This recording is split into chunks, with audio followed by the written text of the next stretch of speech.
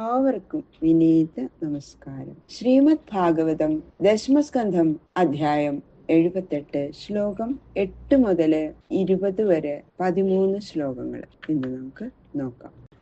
ദന്തവക്ത്രൻ ഭഗവാന്റെ ശിരസില് ഭഗവാനെ അങ്ങനെ ആക്ഷേപിച്ചുകൊണ്ട് ശിരസില് ഗദ കൊണ്ട് അടിച്ചു എന്ന് പറഞ്ഞു ആണ് കഴിഞ്ഞ ശ്ലോകത്തിൽ പറഞ്ഞത്.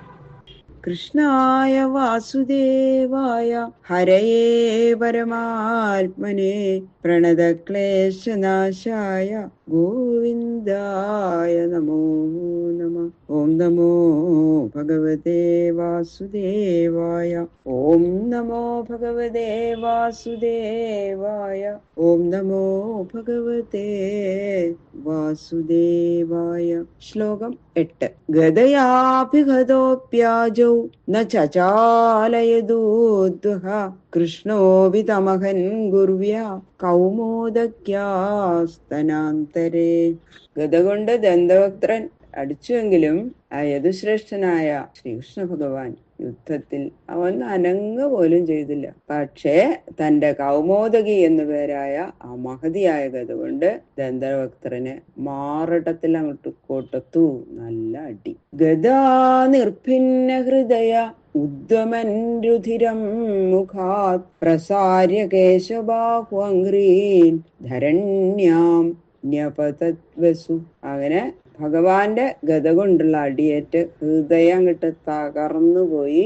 ദന്തവക്ത്രന്റെ രക്തം ഛർദിച്ച് പ്രാണഹീനനായിട്ട് കയ്യ് കാല് തലമുടി ഇതൊക്കെ അങ്ങോട്ട് പരത്തിക്കൊണ്ട് മലന്നടിച്ച് അവിടെ അങ്ങോട്ട് വീണു. തത സൂക്ഷ്മതരം ജ്യോതി കൃഷ്ണമാവിശദത്ഭുതം പശ്യതാം സർവഭൂതാനാം യഥാ ചൈദ്യവധേ നൃപ. ഹേ രാജാവേ, ശ്രീ ശിവബ്രഹ്മർഷി പറയണു, മഹാരാജാവേ, ദന്തവക്ത്രൻ പ്രാണഹീനനായി ഭൂമിയിൽ വീണ ഉടനെ ആ ശിശുപാലൻ മരിച്ച സമയത്ത് ഉണ്ടായതുപോലെ അവന്റെ ശരീരത്തിൽ നിന്ന് അതിസൂക്ഷ്മതരമായിരിക്കുന്ന ഒരു തേജസ് പുറപ്പെട്ട് ശ്രീകൃഷ്ണ ഭഗവാനിൽ തന്നെ ചെന്ന് ലയിച്ചത് സർവജനങ്ങളും കണ്ടു. വിദൂരധസ്തുതൽഭ്രാത ഭ്രാതൃശോക പരിപ്ലുത ആഗച്ഛദാസി ചർമ്മഭ്യാം ഉച്ഛ്വസൻ തജ്ജിഘാംസയാ. അങ്ങനെ ദന്തവക്ത്രൻ മരിച്ചത് കണ്ടപ്പോ ദന്തവക്ത്രന്റെ സഹോദരൻ വിദൂരഥൻ ജ്യേഷ്ഠന്റെ മരണം നിമിത്തമുണ്ടായ ആ ശോകാധിക്യം കൊണ്ട് പരവശനായി ദീർഘനിശ്വാസം ചെയ്തുകൊണ്ട് ഓടിങ്ങോട്ട് വന്നു. വാളും പരിചയവും ഒക്കെ കയ്യിലെടുത്ത് ശ്രീകൃഷ്ണ ഭഗവാനെ ഇപ്പൊ കൊല്ലും ഞാൻ എന്ന് പറഞ്ഞിട്ട് ഓടിങ്ങോട്ട് വന്ന ഭഗവാന്റെ നേർക്ക്. തസ്യജാപതത കൃഷ്ണ ചക്രേണ ക്ഷുരനേമിന ശിരോജകാര രാജേന്ദ്ര സകിരീടം സകുണ്ടലം. അത് നേരിട്ട് വരുന്ന വിദൂരത്തിന്റെ ശിരസിനെ കിരീടകുണ്ടലങ്ങളോടുകൂടി ശ്രീകൃഷ്ണ ഭഗവാൻ തന്റെ മൂർച്ചയുള്ള ചക്രായുധം കൊണ്ട് മുറിച്ചിട്ടു. ഏവം സൗഭം ച സാല്വം ച ദന്തവക്ത്രം സഖാനുജം ഹത്വാ ദുർവിഷഹാനന്യൈ ഈഡിത സുരമാനവൈ. ഇങ്ങനെ വേറെ ആർക്കും വധിക്കാൻ പറ്റില്ല ആ സാല്വനെ. അങ്ങനെയുള്ള ആ സാല്വനെ അവന്റെ വാഹനമായ സൗഭഗത്തോടു കൂടി ആണ് ഭഗവാൻ വധിച്ചത് അല്ലെ. പിന്നെയോ ദന്തവക്ത്രനെ അവന്റെ അനുജനായ വിദൂരത്തിനോട് കൂടിയും ഹനിച്ചപ്പോ ദേവന്മാരും മനുഷ്യരും ഭഗവാനെ ഇങ്ങനെ സ്തുതിച്ചു. മുനിഭി സിദ്ധഗന്ധർവൈ വിദ്യാധരമഘോരകൈ അപ്സരോഭി പിതൃഗണൈ യക്ഷൈ കിന്നരചാരണൈ ഉപഗീയമാന വിജയ കുസുമൈരഭിവർഷിത വൃതശ്ച വൃഷ്ണിപ്രവരൈ വിവേശാലങ്കൃതാംപുരിം. ഭഗവാന്റെ മഹാവീര്യപ്രകാശകമായ ഈ വിജയത്തെ മുനികള്, സിദ്ധന്മാര്, ഗന്ധർവന്മാര്, വിദ്യാധരന്മാര്, പന്നകങ്ങള്, അപ്സരസ്സുകള്, പിതൃഗണങ്ങള്, യക്ഷന്മാര്, കിന്നരന്മാര്, ചാരണന്മാര് എന്നിവരെല്ലാം ആകാശത്ത് നിന്ന് സ്തുതിച്ചു. അവര് പുഷ്പവൃഷ്ടി ചെയ്തു. വൃഷ്ണിവര്യന്മാരോ അവരെല്ലാവരും ഭഗവാന്റെ ചുറ്റുനിന്ന് ഭഗവാനെ നടുക്ക് നിർത്തി പ്രശംസിച്ചു. തോരണമാല്യാദികളാൽ അലങ്കരിക്കപ്പെട്ട ദ്വാരകയില് അങ്ങനെ ഭഗവാൻ പ്രവേശിച്ചു. പിന്നെ ഏവം യോഗേശ്വര കൃഷ്ണോ ഭഗവാൻ ജഗദീശ്വര ഈയതേ പശുദൃഷ്ടീനാം നിർജിതോ ജയദീദിസ.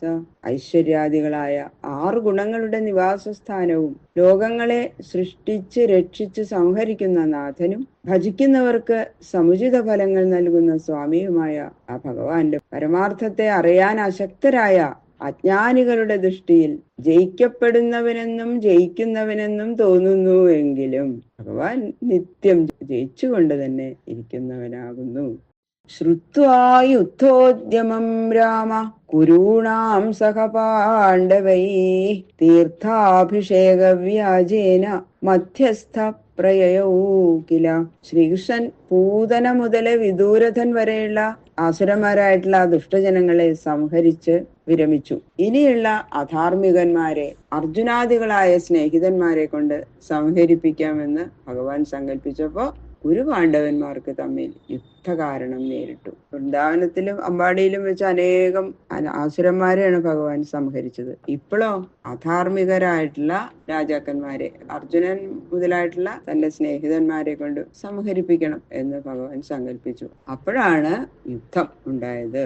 ദുര്യോധനൻ ബലരാമന്റെ ശിഷ്യൻ, അർജുനൻ ശ്രീകൃഷ്ണന്റെ പ്രിയമിത്രം. ഈ സ്ഥിതിയില് കുരുപാണ്ഡവ യുദ്ധ പരിശ്രമം കേട്ട ഉടനെ ബലരാമൻ 2 ഭാഗത്തും ചേരാതെ മധ്യസ്ഥനായിട്ടിരിക്കാനാണ് നിശ്ചയിച്ചത്. എന്നാൽ ദ്വാരകയിൽ തന്നെ ഇങ്ങനെ ഇരിക്കാന്ന് പറഞ്ഞാൽ അത് പറ്റില്ല. അതുകൊണ്ട് തീർത്ഥസ്ഥാനം എന്ന് പറഞ്ഞു എന്ന് മാത്രമേ ഉള്ളൂ.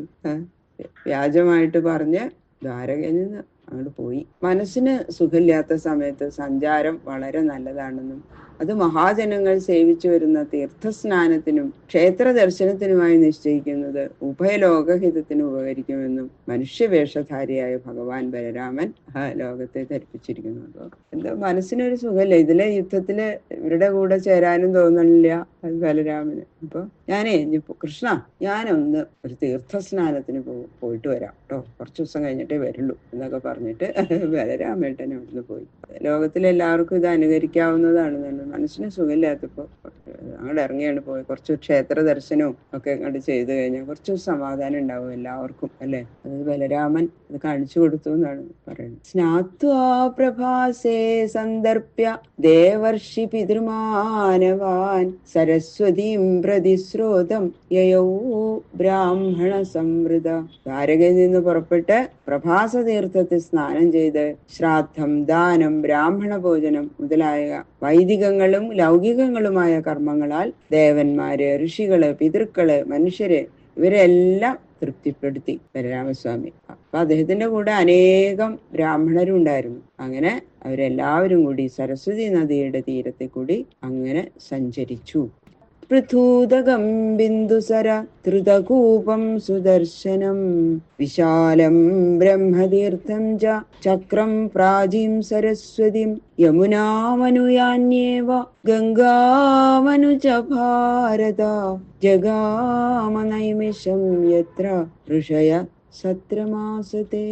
അങ്ങനെ പൃഥൂദകം, ബിന്ദുസരസ്, ധൃതകൂപം, സുദർശന തീർത്ഥം, വിശാലം, ബ്രഹ്മതീർത്ഥം, ചക്രതീർത്ഥം, കിഴക്കോട്ടൊഴുകുന്ന സരസ്വതി നദി ഇവയും യമുനയും ഗംഗയും അതിന്റെ തീരത്തിലുള്ള മറ്റു സ്ഥലങ്ങളും സന്ദർശിച്ച് സ്നാനപിണ്ഡാദി തർപ്പണാദികളൊക്കെ കഴിക്കുകയും ചെയ്തുകൊണ്ട് ഋഷികൾ മഹാസത്രം നടത്തിക്കൊണ്ടിരിക്കുന്ന നൈമിഷാരണ്യത്തില് എത്തി ബ്രാഹ്മണരോടുകൂടി ബലരാമസ്വാമി. ബാക്കിയുള്ള ശ്ലോകങ്ങള് നാളെ നോക്കാം. സർവത്ര ഗോവിന്ദനാമ സങ്കീർത്തനം ഗോവിന്ദ ഗോവിന്ദ.